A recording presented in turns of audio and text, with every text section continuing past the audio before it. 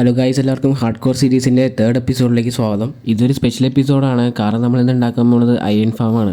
അയണിങ് കെട്ട് നമുക്ക് ഒരുപാട് കാര്യങ്ങൾക്ക് ആവശ്യമുണ്ട്. നമുക്ക് ട്രേഡിംഗ് ആയാലും ബിൽഡിംഗ് ആയാലും നമുക്ക് അയണിങ് കെട്ട് വളരെ അത്യാവശ്യമാണ്. പിന്നെ ഈ അയൺ നമുക്ക് മൈൻ ചെയ്ത് ഒപ്പിക്കുക എന്ന് പറഞ്ഞാൽ വളരെ പാടുള്ള കാര്യമാണ്. കാരണം ടൈം വെറുതെ പോവും. അപ്പോൾ നമുക്ക് ഈ ഒരു സീരീസിൽ അയൺ ഫാം വളരെ അത്യാവശ്യമാണ്. നമുക്ക് അയൺ ഫാം മാത്രമല്ല വേറെ കുറച്ച് കാര്യം കൂടെ ഈ ഒരു എപ്പിസോഡിൽ ചെയ്ത് തീർക്കാനായിട്ടുണ്ട്. കഴിഞ്ഞ എപ്പിസോഡ് നമ്മളൊരു എൻചാൻറ്റിങ് സ്റ്റേഷൻ ഉണ്ടാക്കിയിട്ടുണ്ടായി. എൻചാൻറ്റിങ് സ്റ്റേഷൻ മാത്രമല്ല, നമ്മുടെ ബേസ് സറൗണ്ട് ചെയ്തുകൊണ്ട് ഒരു റിവറും സെറ്റ് ചെയ്തിട്ടുണ്ടായി. പിന്നീട് നമ്മൾ ഉണ്ടാക്കിയത് നമ്മുടെ ഫാമിംഗ് ഐലൻഡിൽ നമ്മളൊരു വില്ലേജർ ബ്രീഡർ സെറ്റ് ചെയ്തിട്ടുണ്ടായി. വില്ലേജർ ബ്രീഡർ മാത്രമല്ല, അതിൻ്റെ എക്സ്റ്റീരിയർ ബിൽഡിംഗ് കൂടെ നമ്മൾ ഉണ്ടാക്കിയിട്ടുണ്ടായി. ഇതിൽ മുമ്പത്തെ വീഡിയോ കാണാത്തുണ്ടെങ്കിൽ ഞാൻ എന്തായാലും ഡിസ്ക്രിപ്ഷൻ ബോക്സിൽ ഇതിൻ്റെ ലിങ്ക് കൊടുത്തേക്കാം. താല്പര്യമുള്ള എല്ലാവരും പോയി കാണുക. ഈ ഒരു എപ്പിസോഡിൻ്റെ കാര്യം എത്തുമ്പോൾ നമുക്ക് മൊത്തം 3 കാര്യങ്ങളാണ് ചെയ്ത് തീർക്കാനായിട്ടുള്ളത്. ഫസ്റ്റിന് നമുക്ക് ചെയ്യേണ്ടത് ഒരു ബ്രിഡ്ജ് സെറ്റ് ചെയ്യണം. നമ്മളീ ഉണ്ടാക്കിയ റിവറിനെ അപ്പുറത്തെ ഐലൻഡിനെ കണക്ട് ചെയ്യാനാണ് നമുക്ക് ബ്രിഡ്ജ് വേണ്ടത്. നമ്മുടെ ഉള്ള മെറ്റീരിയൽസ് വെച്ച് തന്നെയാണ് ഞാൻ ബ്രിഡ്ജ് ഉണ്ടാക്കാൻ പോണത്. പുതുതായിട്ടുള്ള മെറ്റീരിയൽസും ഒപ്പിക്കാൻ നിൽക്കുന്നില്ല. അപ്പോൾ നമുക്ക് അത്ര വലിയ ഫാൻസി ബ്രിഡ്ജൊന്നും വേണ്ട.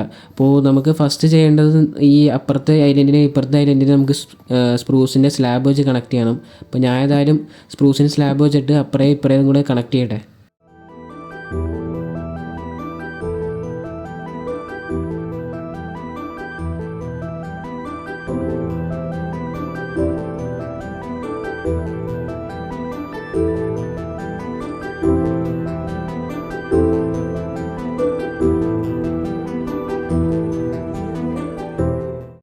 അപ്പോൾ ഞാൻ ഏതായാലും സ്പ്രൂസിൻ്റെ സ്ലാബ് വെച്ച് എല്ലാ ഭാഗം കണക്ട് ചെയ്തിട്ട് പിന്നെ സ്പ്രൂസിൻ്റെ തന്നെ ലോഗോ വെച്ചിട്ട് ഒരു ചെറിയൊരു സപ്പോർട്ട് ചെയ്ത് ഒരു ബീം ഉണ്ടാക്കിയിട്ടുണ്ട്. അപ്പോൾ ഇനി ഞാൻ കുറച്ച് സ്റ്റെയർ എടുത്തിട്ട് എല്ലാ ഭാഗത്തുനിന്ന് വെക്കണം. ഇവിടെ ഞാൻ സ്പ്രൂസിൻ്റെ ലോഗോ വയ്ക്കാൻ മറന്നു. അപ്പോൾ അവിടെ കുറച്ച് സ്പ്രൂസിൻ്റെ ലോഗോ കൂടെ വെക്കണം. എൻ്റെ ഏറ്റവും കൂടുതലുള്ള സ്പ്രൂസിൻ്റെ ലോഗോയാണ്. അതുകൊണ്ട് തന്നെയാണ് ഈ ഒരു ബ്രിഡ്ജ് ഉണ്ടാക്കാൻ പോകുന്ന സ്പ്രൂസിൻ്റെ ലോഗോ വെച്ച്. അപ്പോൾ ഇവിടെ കുറച്ച് സ്റ്റെയർ വയ്ക്കാം. പിന്നെ ഇവിടെയും കൂടെ കുറച്ച് സ്റ്റെയർ എടുത്ത് വയ്ക്കാം. പിന്നെ ബാക്കിയുള്ള ഈ ഗ്യാപ്പിൽ കുറച്ച് ട്രാപ്പ് ഡോർ വെക്കണം. ഇപ്പോൾ ഏകദേശം നമ്മുടെ ബ്രിഡ്ജിന് ഇച്ചിരി ഒരു ഇത് തോന്നിക്കേണ്ട, ഒരു ബ്രിഡ്ജാണെന്നൊരു തോന്നിക്കേണ്ട. ഇനി കുറച്ച് സ്റ്റോണിൻ്റെ ബ്രിക്ക് വെക്കണം. എല്ലാ ഭാഗത്തും കുറച്ച് സ്റ്റോണിൻ്റെ ബ്രിക്ക് വെച്ചിട്ട് നമുക്ക് മേലത്തെ റൂഫ് ഒന്ന് സെറ്റ് ചെയ്യണം. അതിനു മുമ്പ് നമുക്ക് ഈ സ്പ്രൂസിൻ്റെ ഫെൻസ് എല്ലാം ബ്രിക്കിൻ്റെ മുകളിൽ വെക്കണം. എന്നിട്ട് നമുക്ക് നേരെ റൂഫ് വയ്ക്കാൻ പോകാം.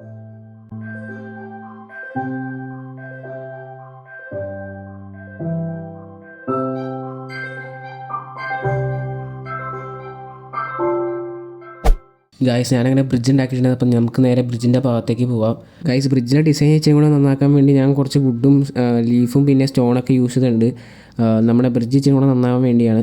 പിന്നെ ഈ ഒരു ബ്രിഡ്ജ് ഇച്ചിരി വൈഡായിട്ടാണ് ഉണ്ടാക്കിയത്. കാരണം നമ്മുടെ റിവർ അത്യാവശ്യം വലുതാണ്. അതല്ലാതെ തന്നെ ഈ ഒരു ബ്രിഡ്ജിൻ്റെ ലെങ്ത്ത് വളരെ കുറവാണ്. അതുകൊണ്ട് ഇച്ചിരി വൈഡായിട്ട് ഉണ്ടാക്കാമെന്ന് കരുതി. അതുകൊണ്ട് അകത്ത് കുറേ ഡിസൈൻ ചെയ്യാൻ വേണ്ടിയുള്ള ബ്ലോക്കൊക്കെ ഞാൻ കൊണ്ടുവന്നിട്ടുണ്ട്.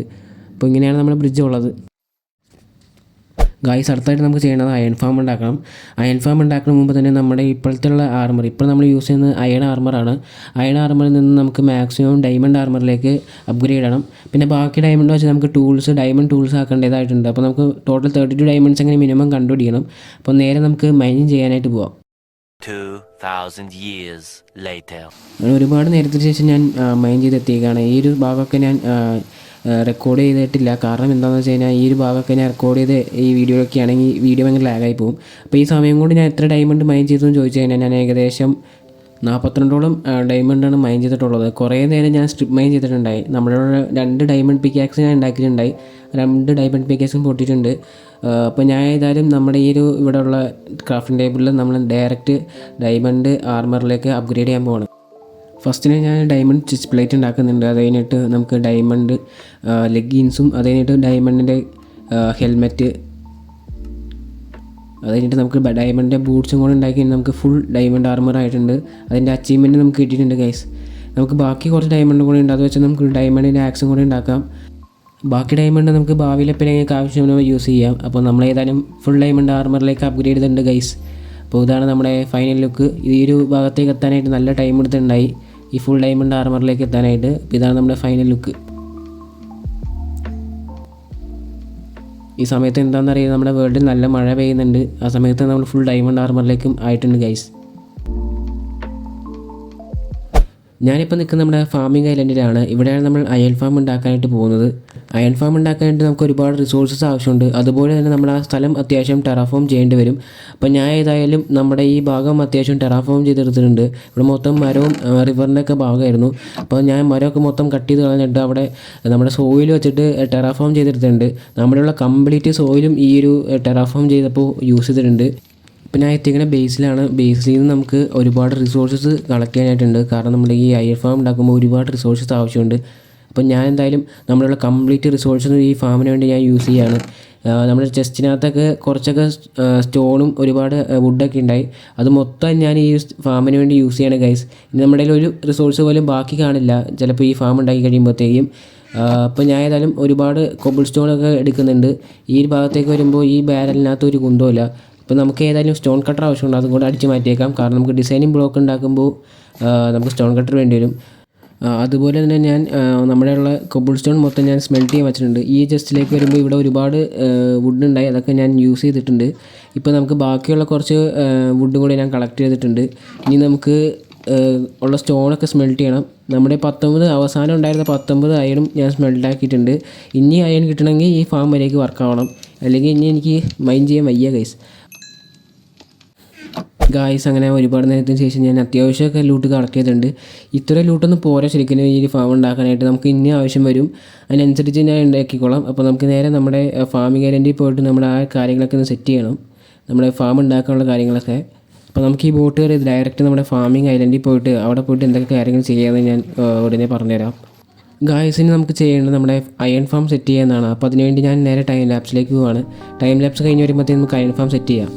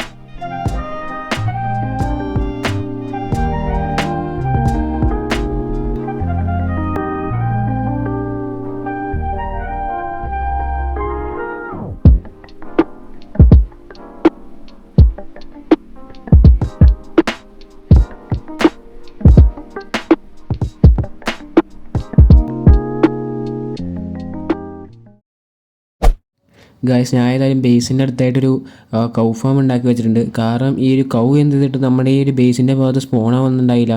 ഞാൻ കുറേ നേരം ഞാൻ നോക്കിയിട്ടുണ്ടായി ഈ ഒരു കൗ സ്പോണാവാനായിട്ട്. എന്നിട്ട് ഞാൻ എന്തായാലും ഈ ഒരു സ്പ്രൂസിൻ്റെ ജംഗിളിൽ പോയിട്ട് കുറച്ച് കൗവിനെ കൊണ്ടുവരികയാണ് ചെയ്തത്. എന്നിട്ട് ഇവിടെ വെച്ചിട്ട് ബ്രീഡ് ചെയ്യിപ്പിച്ച് നമുക്ക് ലെതർ വളരെ അത്യാവശ്യമാണ്. അതുകൊണ്ട് ഞാൻ എന്തായാലും കൗവിനെ ബ്രീഡ് ചെയ്ത് സെറ്റാക്കി എടുത്തിട്ടുണ്ട്.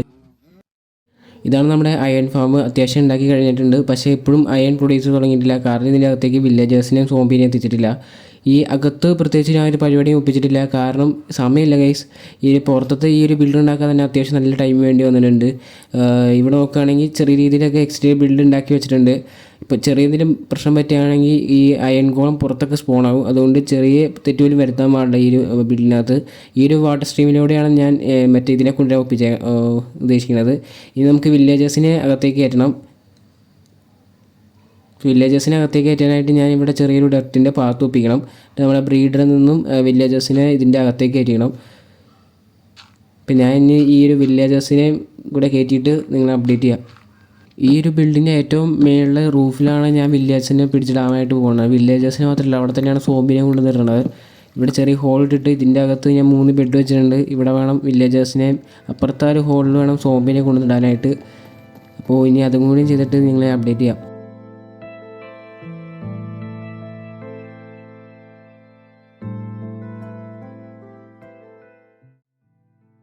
ഗൈസ് ടൈം ഏകദേശം നൈറ്റ് ആവാൻ പോവാണ്. അതിൻ്റെ അർത്ഥം സോംബീസ് സ്പോൺ ആവാനുള്ള സമയമായി. അപ്പോൾ ഞാൻ ഏതായാലും ഫുഡൊക്കെ കഴിച്ച് സെറ്റ് ആവുകയാണ്.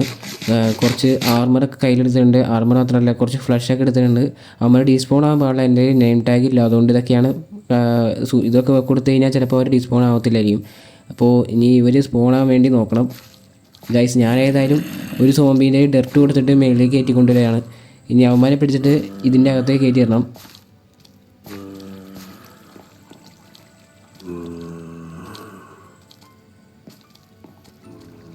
ഒരാൾ ചാടിയാൽ മതി, മറ്റേ ആൾ ചത്തോ. അങ്ങനെ തീർത്തേക്കാം. ഇനി നമുക്ക് ഈ ഒരു ഭാഗം സ്ലാബ് വെച്ചിട്ട് അടയ്ക്കണം, അല്ലെങ്കിൽ അവൻ കത്തിപ്പോവും. അവൻ്റെ ഞാൻ ആർമർ കൊടുത്തിട്ടില്ല, അതുകൊണ്ട് അവൻ കത്തിപ്പോവും. ഗായ്സ് ഈ ഒരു ഫാം ഉണ്ടാക്കേണ്ടത് എനിക്ക് എന്തിൻ്റെ കേടാണെന്ന് എനിക്ക് ഇപ്പോഴും മനസ്സിലായിട്ടില്ല. ഇത് ഉണ്ടാക്കാൻ എനിക്ക് ഒരുപാട് സമയം എടുത്തിട്ടുണ്ട് ഗൈസ്. ഈ ഒരു എപ്പിസോഡ് വൈകാനുള്ള കാരണം തന്നെ ഈ ഫാമാണ്.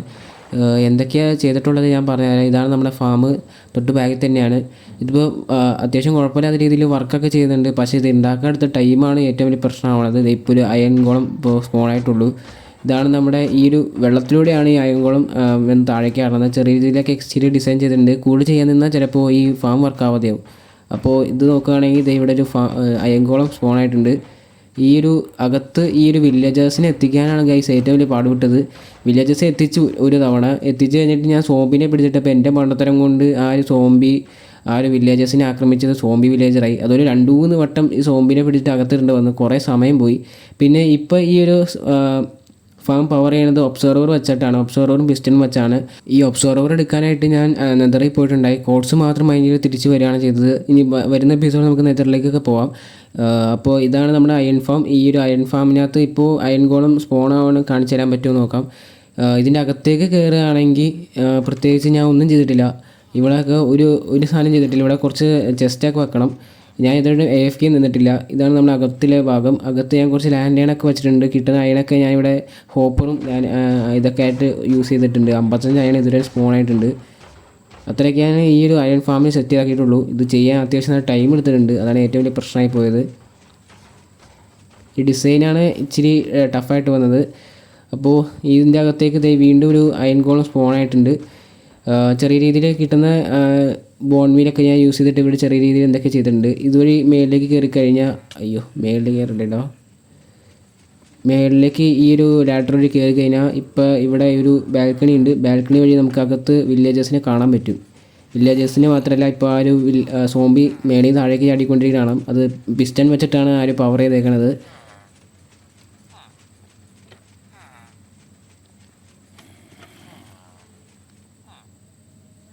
ഇവിടെ ചെറിയ ചിമ്മിനിയൊക്കെ വെച്ചിട്ടുണ്ട്. ഇവിടെയൊക്കെ ബട്ടൺ വെച്ചിട്ടുണ്ട്, കാരണം അവിടെയൊക്കെ അയൺ ഗോളം സ്പോൺ ആവും.